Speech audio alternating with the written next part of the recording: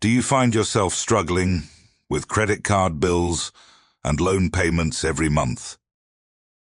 Working hard, but feeling further away from financial freedom? Meet J.L. Collins, the man who achieved financial independence and retired early in his 40s.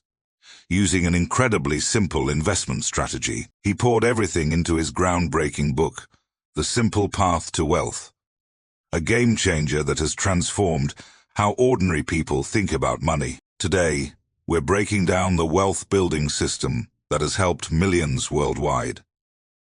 You'll see that a life of freedom might be closer than you think. This book started as a series of investment letters Collins wrote to his daughter. It went viral online, helped countless readers, and eventually became a book. In a world full of complex financial products and confusing investment theories, Collins cuts through the noise with plain, straightforward language. The path to wealth is simple, if you're willing to believe it and stick with it. Let's dive into the simple path to wealth. Part 1. Debt is the enemy of wealth. Collins makes it clear from the start. If you want financial freedom, you have to eliminate debt. He uses a powerful analogy. Debt is like a black hole. No matter how much money you make, it just gets sucked right in. He shares a shocking real-life example. A friend earning over $200,000 a year should have been living comfortably, but was still stressed about money every month. Why? Massive mortgage, car loans, and credit card debt were eating away $8,000 monthly just in interest payments. Collins breaks it down.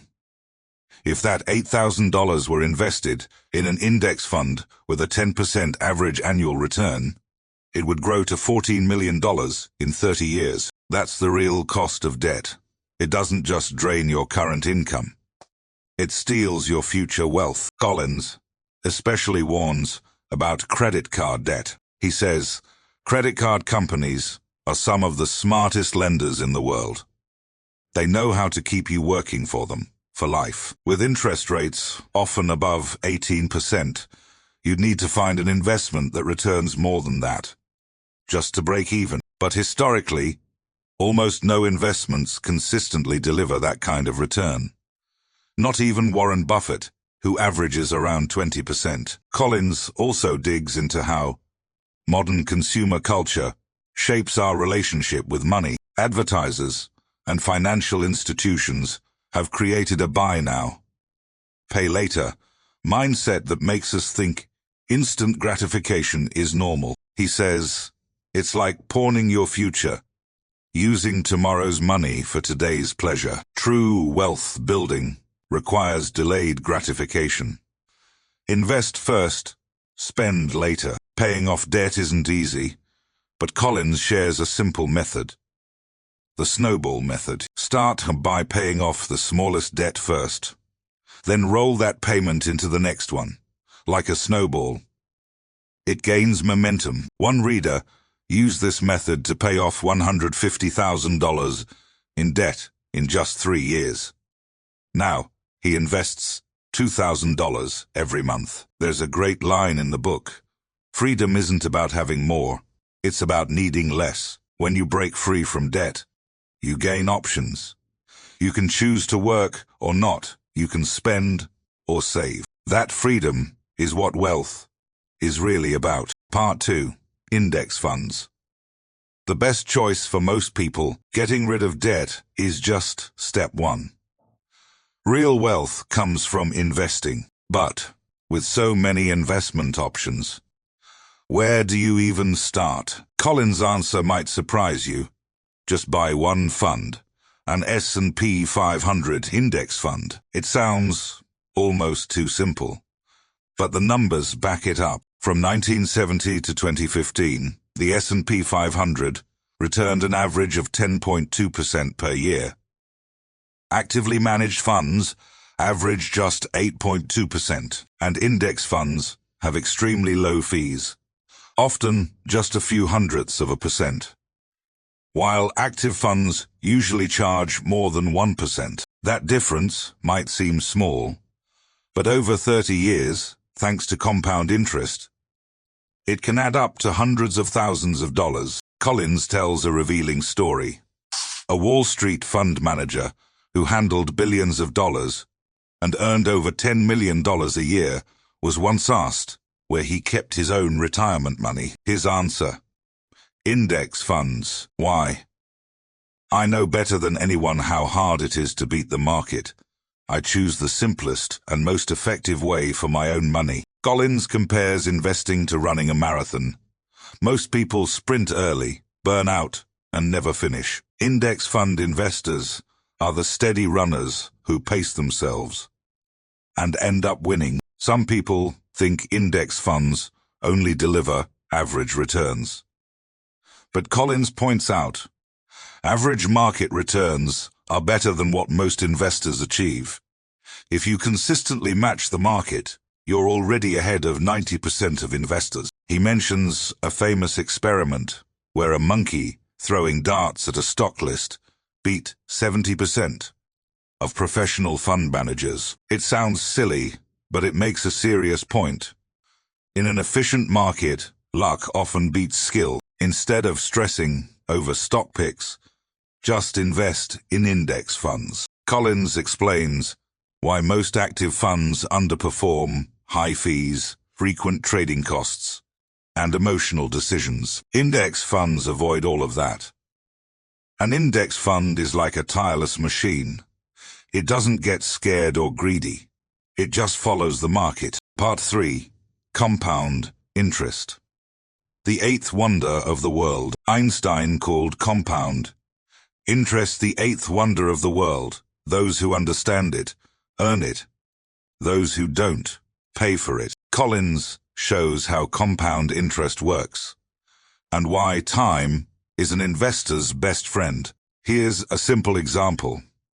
If you invest $1,000 monthly in an S&P 500 index fund with a 10% return, after 10 years, $204,000 on $120,000 invested. After 20 years, $750,000 on $240,000 invested. After 30 years, $2.26 million on $360,000 invested. Notice, the last 10 years earn almost as much as the first 20 combined.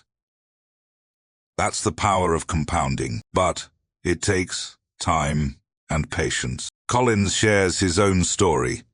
He started investing in index funds 25 and stuck with it through every market crash, 1987, 2000, 2008. While others panicked and sold, he held on. Those crashes became opportunities. He tells the story of Grace, a school teacher who started investing $200 a month in 1980 and never stopped. By 2010, she had over $1 million. Her secret: consistency. Collins warns against trying to time the market. Market timing is an investor's worst enemy. It makes people sell when they should buy and buy when they should sell. If you miss the market's best 10 days between 1990-2010, your returns dropped from 9.4% to 5.8%. Miss the best 40 days, and you'd have lost money. No one knows when those best days will come. Historical data shows that while there's a 26% chance of losing money in the stock market in any 1 year, that drops to 6% over 10 years. And over 20 years, it's virtually zero. Time is everything. As Collins puts it, time won't make you rich, but time plus compound interest will. The key is giving it enough time. Part 4. Financial freedom isn't the end.